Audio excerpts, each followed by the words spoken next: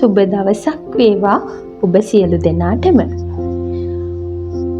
දීර්ඝ නිවාඩුවකට පස්සේ ඔන්න අපි ආයෙත් ආවා ලස්සන වීඩියෝ එකක් අරගෙන. අද ඉරිදා දවසක්. ඉතින් අද අපි හිතුවා ඇත්තටම කටුනායක මීගමුව පැත්තට චුට්ටක් යන්න විවේකයෙන් දවස ගත කරන්න. ඒ යන අතරතුර කටුනායක ජාත්‍යන්තර ගුවන් තොටුපළට ගොඩ බස්සන ගුවන් යානා කීපයකුත් බලන්න නම් අපි අමතක කළේ නෑ. ඔයාලත් බලන්නකෝ. කොච්චර බැලුවත් එපා හිතෙන්නේ නැති දර්ශනයක් තමයි මේක නම්. අපි ගොඩාක් ළඟට හරිම ලස්සනට ගොඩක් ආසාවෙන් මේ විදිහේ ගුවන් යානා කීපයක්ම නරඹලා තමයි මුහුදු වෙරළට ගියේ.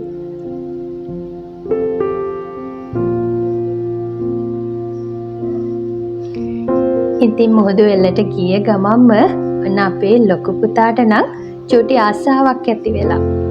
මේ තියෙන්නේ විශේෂයෙන්ම මුහුදු වෙරළවල් ආශ්‍රිතව තියෙන පුංචි පුංචි රස කෑම.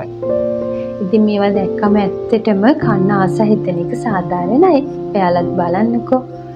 ඇත්තටම මීගමුව වෙරළ ආසන්නේ මේ වගේ ගොඩාක් තැන් තිබ්බා.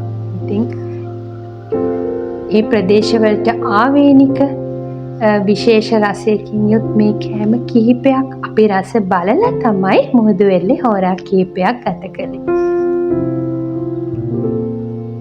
ඉතින් මම පුංචි දෙයක් කියන්න කැමතියි. මේ බලන්නකෝ අපිට මේ කෑම දාලා දෙන්නේ පුංචි කවරවල. ඉතින් මේවා දාන්න ඇත්තටම මේ කසල බඳුන් තැන තැන තියලා තියෙනවා. එහෙම තිබුණත් ඔයගලන්ටත් පේනවා ඇති මුහුදු වෙරළේ තැන තැන ගොඩාක් කසල, පුංචි පුංචි ප්ලාස්ටික් කෑලි, බෝතල්, වීදුරු බෝතල්, ප්ලාස්ටික් බෝතල් ගොඩාක් අපිට නම් දැක ගන්න පුළුවන් වුණා. ඉතින් මාත් පුංචි පණිවිඩයක් දෙන්න කැමතියි. මේ ලස්සන මුහුදු වෙරළ, මේ ලස්සන රටේ තියෙන අපේ වටිනා සම්පතක්. ඉතින් අපි මේක ගොඩාක් ආරක්ෂා කරගන්න ඕනේ. ගොඩාක් කල් අපිත් එක්ක මේ ලස්සන මුහුදු වෙරළ රැකගෙන තියාගන්න නම් අපි මේ දේවල්, මේ පරිසරය ගොඩාක් ආරක්ෂා කරන්න ඕනේ. වගේම තමයි අපේ පුංචි දරුවන්ටත් අපි පුළුවන් තරම් මේ දේවල් පැහැදිලි කරලා දෙන්න ඕනේ. තැන තැන තියෙන කසල බඳුන් වලට අපිට මේ කුණු කසල දාන්න පුළුවන්. එහෙම කරන්න බැරි නෑනේ. ඒ නිසා අපි මේ දේවල් ඒ විදිහට කරලා අපේ මේ පුංචි රටේ ලස්සන පරිසරය රැකගමු. මේ විදිහට ඉතින් අපි හොරා කීපයක් මුහුදු වෙරළේ ගත කරා. ඉතින් ඇත්තටම මේ මුහුද නම් එදා ටිකක් රළුයේ හින්දා අපි ගොඩාක් රැල්ල පාගන්න මුහුද ළඟටම ගියේ නෑ. රතු කොඩිත් දාලා තමයි තිබ්බේ. ඉතින් මේ විදිහට හොරා කීපයක් ගත කරලා ඉවර වෙලා අපි හවස 3ත් පහුවෙලා වගේ තමයි දිවාහාරය අරගන්න නම් ගියේ.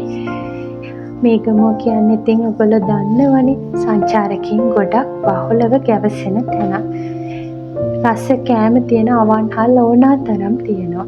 නමුත් අපි තෝරාගත්තේ ටිකක් නිස්කලංක අවන්හලක්. මොකද අපේ පුංචි පැටවුත් ටිකක් විතර වෙහෙසටපත් වෙලා තමයි හිටියේ. ඉතින් ඒ නිසා අපි ගොඩක් නිදහසේ කෑම කන්න පුළුවන් තැනකට ගිහිල්ලා අපේ කෑම ටික ඒගොල්ලෝ සූදානම් කරනකම් අපි පුංචි ෆ්‍රෙන්ච් ෆ්‍රයිස් එකක් අරගත්තා. ඇත්තට මේකත් උණු උණුවෙන් අපිට හදලා ගෙනත් දුන්නා. බබාලට ඉතින් ඒක කන්නත් උණු වැඩි වගේ. කමුත් ඒගොල්ලන්ට මම මේ රස්නේ යන්න මැදින් චුට්ටක් ඒවා කඩලා දීලා රස්නේ ඇදුනට පස්සේ බබාලා රස වින්දා. ඇත්තට මේ අවන්හල ගැන නම් කියන්න ඕනේ ගොඩක් හොඳ සුහදශීලී සේවයක්. ඒ වගේම අපි ගෙවන ගානට සාධාරණ හොඳ පිරිසිදු ආහාර පාන ලබා දෙන හොඳ තැනක්. ඒ වගේම හරිම නිස්කලංකයි. විශේෂයෙන්ම බබාලා ඉන්න අයට නම් මේ තැන ගොඩක් හොඳයි කියලා මට කියන්න පුළුවන්. මොකද මේ අපිට ඉතින් බබාලත් එක්ක වැඩ කරද්දී චුට්ටක් අර ගොඩක් රෂ් එක තියෙන තැන්වල වැඩ කරන්න අමාරුයිනේ. ඉතින් ඒ නිසා මේ තැන මම හිතනවා ගොඩක් සුදුසුයි කියලා. ඉතින් මේ රස කෑම රස විඳලා අපි ආපහු මීගමුවෙන් එන්න පිටත් වුණා. එනකොටත් අපි අපෝ පුංචි ගුවන් යානා දෙක තුනක් බලලා ඉන්න නම් අමතක කරේ නෑ. නැවතත් අපි ගියේ අපි යනකොට ගිය තැනටමයි. කියන්නේ කට්නායක ජාත්‍යන්තර ගුවන් තොටුපළට ගුවන් යානා ගොඩ බස් වෙන ප්‍රදේශයේ ආපහු අපි ගුවන් යානා කිහිපයක් නරඹලම තමයි නැවත ගෙදර ආවේ. මේ වෙලාවේ නම් ගොඩාක් අය ගුවන් යානා නරඹන්න ඇවිල්ලා හිටියා. මොකද හවස 4:00 පහු වෙලා ඒ වෙනකොට මේ වෙලාවේ ගොඩක් ඇත්තටම ගුවන් යානා ගොඩ බස් අපි ගොඩක් බැලුවා.